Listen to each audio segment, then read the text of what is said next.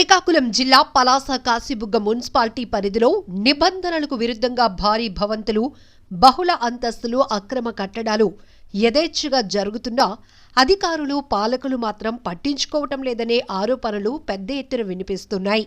కొందరు బడాబాబులు ఎలాంటి అనుమతులు లేకుండా బహుళ అంతస్తుల నిర్మాణం చేపడుతూ ప్రభుత్వ నిబంధనలకు తూట్లు పొడుస్తున్నా చేతివాటంకు అలవాటు పడ్డ సచివాలయ, మున్సిపల్ అధికారులు అటువైపు కనీసం కన్నెత్తి కూడా చూడటం లేదని ఆరోపణలు వినిపిస్తున్నాయి.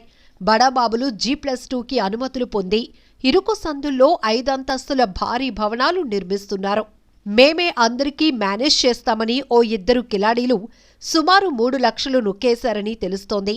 సచివాలయ, మున్సిపల్ అధికారులు లక్షల్లో ముడుపులు దండుకుని గ్రీన్ సిగ్నల్ ఇచ్చేయటంతో పలాసలోని తిలక్ నగర్, ITI నగర్, శివాజీనగర్, సూదికొండ డౌన్, నేతాజీ నగర్లలో 2-3 స్లాబ్లకు అనుమతులు తీసుకుని యథేచ్ఛగా అక్రమ అపార్ట్మెంట్లు, భారీ బహుళ అంతస్తులు వెల్లుస్తున్నాయి.